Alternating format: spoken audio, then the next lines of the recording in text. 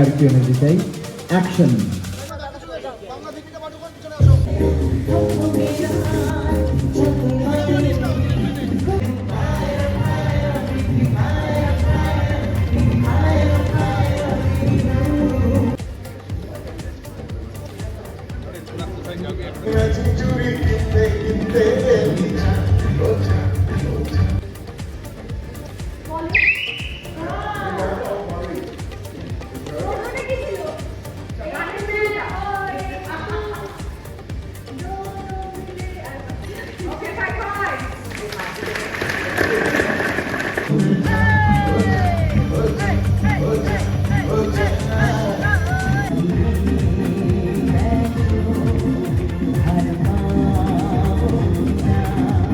সঙ্গে মানে সচরাচর আমরা এরকমভাবে গাওয়ার একসঙ্গে সুযোগ পাই না, তো দারুণ লাগলো। He is such a fantastic মানে পারফর্মার সিঙ্গার, মানে ওর সঙ্গে গান গাওয়া মানে নিজেকে আরেকটু সমৃদ্ধ করা।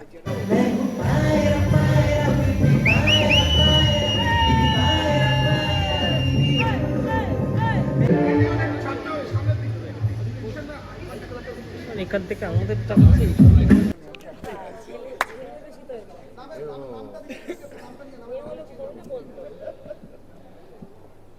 কাছেও একটা বিরাট বড় প্রাপ্তি যে এত বছর ধরে এই শোটা প্রথম রাজীব রেডি হলে বল। সেই টাইটেল সংটা যেটা আমি গেয়েছিলাম সেটা মানুষের ঘরে ঘরে এতগুলো বছর ধরে চলছে এবং আজকে ১,৫০০ পর্ব। খুব খুব ভালো লাগছে এবং এটা অনেক বড় আশীর্বাদ একজন প্লেব্যাক সিঙ্গার হিসেবে আমি মনে করি, কারণ আমার মনে হয় না যে এরকম কারো গান এত বছর ধরে চলেছে বলে কোনো নন ফিকশন শোতে বা কোনো ফিকশন শোতে। So I am so thankful to Zee Bangla, অবশ্যই অভিজিৎ দা এবং the entire team of Zee Bangla, Didi number one. আর রচনার সঙ্গে তো আমার সেই 93-4 থেকে একটা বন্ডিং, বোধহয় 92 থেকে if I am not wrong, একসঙ্গে আমরা সিনেমা করি, সেই তখন থেকে আমাদের বন্ডিং। তো ওই বন্ডিংটাও অনেক সময় হয় যে লাগানো হয়েছে পুরনো বন্ধুদের দেখা সাক্ষাৎ হয় না, হয় না, কিন্তু দিদি নাম্বার ওয়ানের আমরা কিন্তু লেটে রান করছি, আমাদের এই যোগাযোগটা রয়েই গেছে। সো এটা খুবই ভালো লাগছে।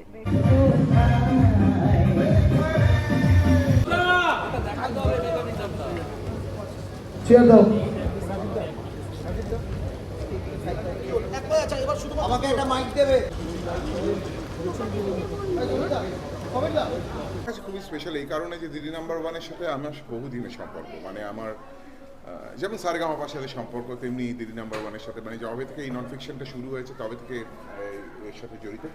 মূলত আমি গানের রাউন্ডে এসেছি এবং মাঝে মধ্যে আমার স্ত্রীকে নিয়ে পার্টিসিপেন্ট কিংবা আমার মেয়েকে নিয়ে পার্টিসিপেন্ট হয়ে এসেছি।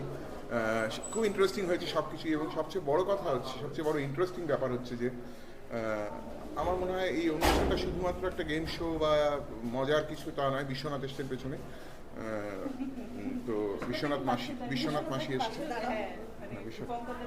আমার এক পিস্তু তো মানে পিসি অ্যাকচুয়ালি, উনি বিদেশে ছিলেন। পিসি ছাড়া কোনো কথা বলতে পারো না নাকি? মাসি উনি বিদেশে ছিলেন, কিছুদিন আগে ফিরেছেন। ফেরার পরই এসে দিদি নাম্বার ওয়ানে বলেছেন এখানে এসে আমি দিদি নাম্বার ওয়ান যদি না করি তাহলে আমার জীবনটা বৃথা। আসলে রূপঙ্কর দা প্রথমে বললো পিসি, তারপর বলছে আমাকে দিদি। না, মাসি বলেছি, দিদি বলিনি, মাসি বলেছি। যাও মাসি ভেতরে। এই সেই কলেজ জীবনের পর আবার পেল। যাই হোক, তো এই অনুষ্ঠানটা শুধুমাত্র একটা গেম শো নয়। আমার মনে হয় এখানে এসে সমস্ত মহিলারা, বিভিন্ন স্তরের, বিভিন্ন প্রফেশনের, বিভিন্ন পেশার মহিলারা কিংবা হাউস ওয়াইফস যারা রয়েছেন, তারা এসে নানা রকম কথা বলেন, তাদের ব্যক্তিগত জীবনের কথা বলেন। তো সুতরাং সেটাও খুব ইন্টারেস্টিং। সেটাও না সেই সব মহিলাদেরকে খুব এনকারেজ করে, অনুপ্রাণিত করে। আমি দেখেছি এই অনুষ্ঠানটা হওয়ার পর বিভিন্ন যারা, আমি অনেক জায়গায় অনুষ্ঠান করতে যাই, তো সেখানে সবাই বলেন যে আমরা ওখানে গিয়ে একটা অদ্ভুত মনে হয় যে আমাদের সাথে কেউ না কেউ আছে। সুতরাং এই অনুষ্ঠানটার একটা মানে এটা দিদি নাম্বার ওয়ান একটা গেম শো, খুব মজার শুধু নয়, এটা একটা সামাজিক গুরুত্ব রয়েছে।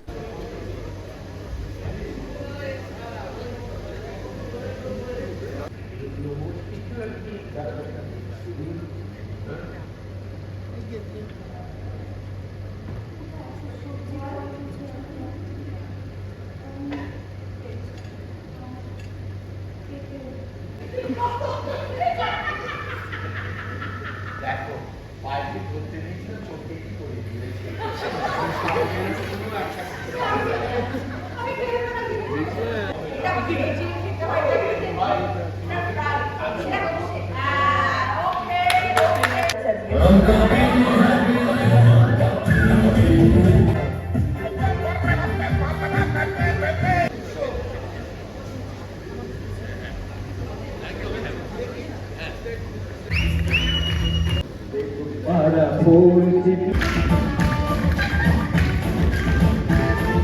ইনাফ আমি যতবারই ডাক পেয়েছি আমি সেটা কোনো স্পেশাল এপিসোডের জন্যই পেয়েছি।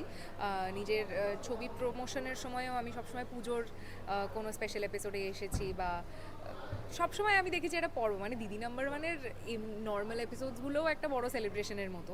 তার মধ্যে এত শুভ একটা ভালো দিন, 1500তম এপিসোডের টেলিকাস্ট হবে, আমরা যেটা শ্যুট করছি, আমার খুব ভালো লাগছে। মজা তো চলছেই, দেখো ইনফ্যাক্ট অভিনেত্রী বা অভিনেতারা ইন জেনারেল যখন দেখা হয় তখন অটোমেটিক্যালি একটা মজার পরিবেশই তৈরি হয়, কারণ আমরা সবাই কাজে এত ব্যস্ত থাকি, আমাদের দেখা হয় না, কথা হয় না। তাই অন্তত এখানে শটের মাঝখানে তোমাদের সাথে আমার আলোচনা হচ্ছে, কথা হচ্ছে। এখানে দেবলীনা দি আছে, উষসী দি আছে, পায়েল দি আছে, সবার সাথে রচনা ম্যাম রয়েছেন, তো সবার সাথে দেখা হয়, মজা হয়, ভালোই লাগে।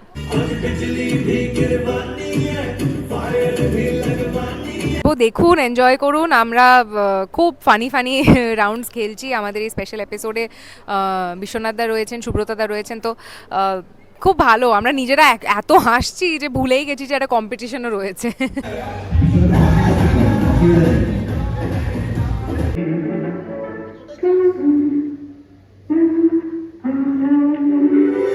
অনেক দিন পরে গল্প হলো, তারপরে আমরা নাচ করলাম সবাই মিলে। আমি ওই যে ধর আর কর, সেটা তোমরা এপিসোড দেখলে বুঝতে পারবে। সবাই মিলে নাচ করলাম, ওটাও আমার মজা লেগেছে।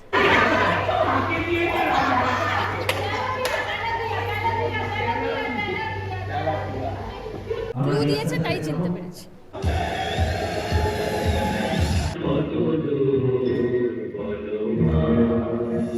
জিলিপি খেতে পেয়েছি কারণ আমার ভীষণ খিদে পাচ্ছিল, এরকম নড়ে নড়ে জিলিপি চলে যাচ্ছিল, ওটাই খুব মজা পেয়েছি। আর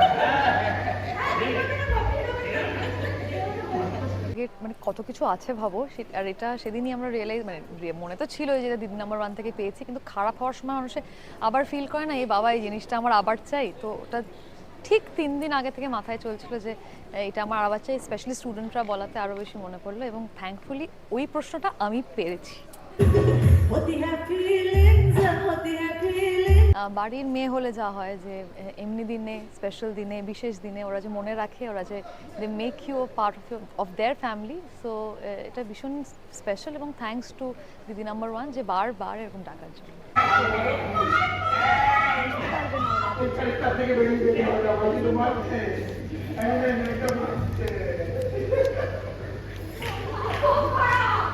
মানে I was prepared for it যে কিছু একটা হবে এরকম উল্টো পাল্টা, because obviously we go way back.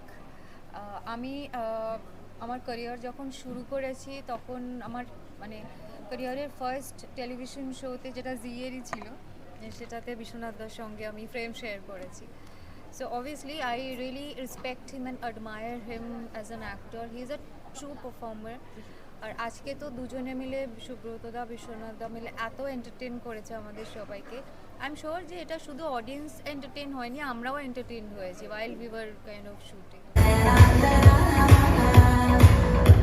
Obviously দিদি নাম্বার ওয়ানে এত ফান গেমস থাকে, খুব মজা হয়, এমনিই মজা হয়। আর আজকে তো স্পেশাল সেলিব্রেশন হচ্ছে, তো মজাটা আরও বেশি।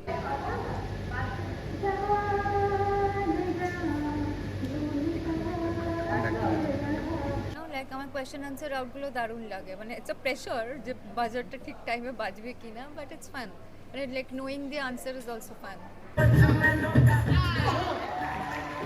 কারণ আমাদের এই বিষয়টার একটা গতি আছে, আমরা এই গতি নিয়ে ঘুরে বেড়াবো, তারপরে আমার ছেলের জন্য মেয়ে আমি খুঁজে পাবো। আর সুব্রতদার সঙ্গে আমার দীর্ঘদিনের সম্পর্ক, সেই জন্য আমাদের একটু সুবিধা হয়। আমরা অনেক স্ট্যান্ড আপ কমেডি করেছি, আমরা সিরিয়াল করেছি জি বাংলার পর্দাতে, আমি করতাম সুব্রতদার সাথে নিমফুলের মধু। তো সুতরাং সুব্রতদার সাথে আমার টাই আপটা খুব ভালো, আমি পারিবারিকভাবেও আমরা দুজনকে চিনি, সুবিধা হয়।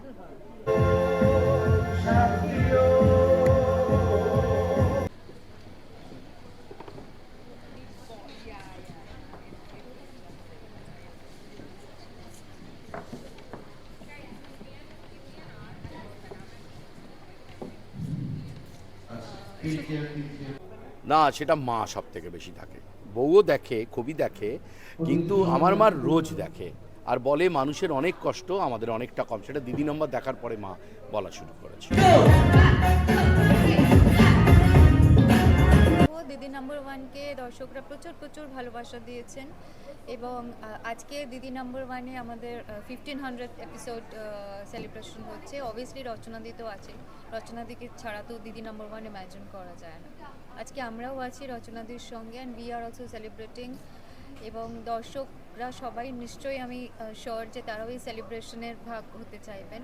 সো 26 এপ্রিল বিকেল 4:30 রবিবার সবাই জি বাংলায় দিদি নাম্বার ওয়ানের স্পেশাল 1500 এপিসোড দেখতে ভুলবেন না।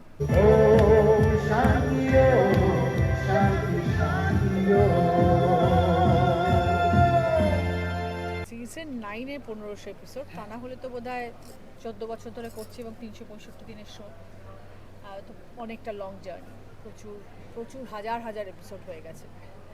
কিন্তু সিজন 9-এ 1500 এপিসোড, সেই জন্যে ভেরি ভেরি এক্সাইটিং এবং খুব আনন্দ সহকারে আমরা শুটিং করছি এখন আজকে, এবং সবাই স্পেশাল পার্টিসিপেন্টসরা এসছেন।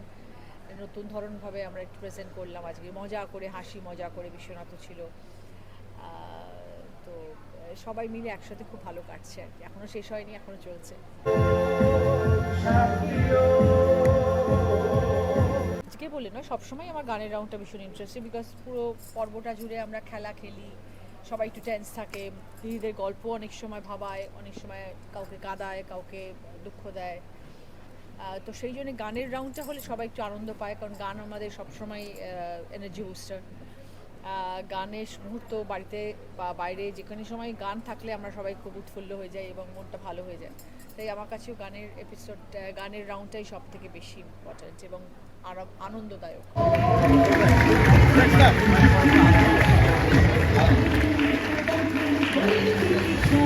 থেকে বেশি ক্রেডিট তো আমি তাদেরকেই দিই, কারণ আমরা তো আমাদের কাজ করছি, পরিশ্রম করছি, দিদিদেরকে ডাকছি, দিদিরা তাদের কথা বলছেন, কিন্তু এই শোটাকে আজকে এই জায়গায় নিয়ে গেছেন আমার পশ্চিমবাংলার দর্শক মানুষরা, এবং তাদের ভালোবাসা, তাদের আশীর্বাদ, সেটা যদি সঙ্গে না থাকতো তার দিদি নাম্বার ওয়ান এই জার্নি করে উঠতে পারতো না। তো সব থেকে বেশি ক্রেডিট তো আমার পশ্চিমবাংলার দর্শক তথা ভারতবর্ষ তথা বিদেশীয় কিছু মানুষ দেখেন এখন, তো সেটাতে সব থেকে বেশি ক্রেডিট তাদের। তারপরে আমাদের পরিশ্রম, তারপরে আমাদের টিমের ওয়ার্ক, তারপরে আমি, সব কিছু তার অনেক পরে।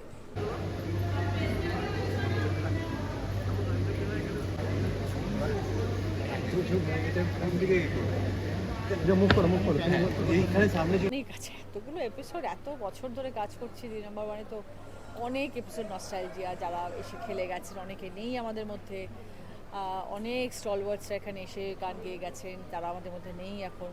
অনেক অভিনেতা অভিনেত্রীরা এসেছিলেন, তারা আমাদের মধ্যে এখন নেই, সেইগুলো আমাদের কাছে চির মেমোরেবল হয়ে থাকবে। ইউটিউবে দেখলে তখন মনে পড়ে যায় অনেক কিছু, নিজের ট্রান্সফরমেশনটাও মনে পড়ে। 14 বছর আগে রচনা ব্যানার্জির মুখ চেহারা, আজকে রচনা ব্যানার্জির মুখ চেহারার মধ্যে অনেক তফাৎ। যারা খেলতে আসে তাদের মধ্যে কত চেঞ্জেস এসে গেছে, কেউ মোটা থেকে রোগা হয়ে গেছে, কেউ রোগা থেকে মোটা হয়ে গেছে।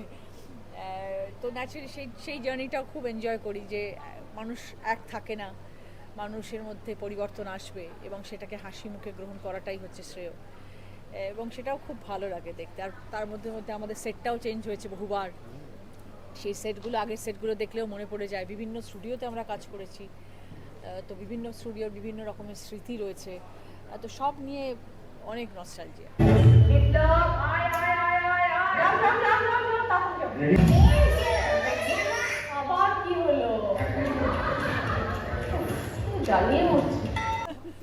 তাও তো এখন খুব ভালো ভালো দেখিয়েছে, এক এক সময় চিৎকার করি, বকি, সেটাও দেখিয়ে দেয়। আজকে তো অনেক ভালো ভালো দেখিয়েছে, মাঝে মাঝে বকাঝকাটাও দেখিয়ে দেয়। তবে হ্যাঁ, সেগুলোই মেমোরিজ সবসময় থেকে যাবে সাথে।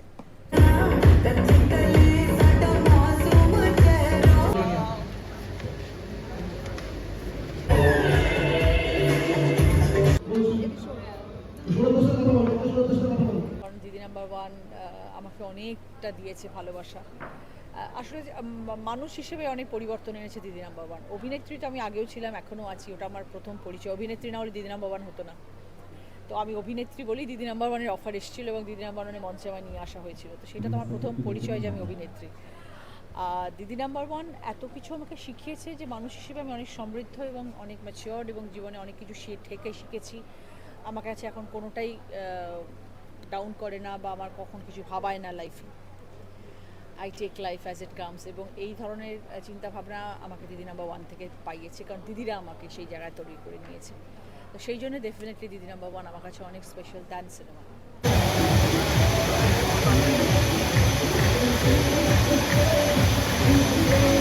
করজোরে অসংখ্য ধন্যবাদ এবং অনেক অনেক ভালোবাসা যে আপনারা দিদি নাম্বার ওয়ানকে এই জায়গায় নিয়ে গেছেন। সম্পূর্ণ ক্রেডিটটা আপনাদের। আপনারা যদি এই ভালোবাসা না দিতেন এবং আপনারা যদি দিদি নাম্বার ওয়ান না দেখতেন, 4:30 এখন আগে 5টায় হতো, তারপর আগে 5:30 হতো, যেই সময় হয়েছে কেন আপনারা সবসময় সহযোগিতা করেছেন। সময়ের পরিবর্তনে আপনাদের কখনো মনের পরিবর্তন হয়নি। আপনারা সবসময় দিদি নাম্বার ওয়ানকে পাশ থেকে দেখছেন, ভালোবেসেছেন। Thank you. এইভাবেই আশীর্বাদ করবেন যাতে আগামী দিনেও ভালো কাজ করে যেতে পারি। সে যে মুশকিলের আসান, মগের মুলুক দোকান খুলুন, বলুন কি কি চান।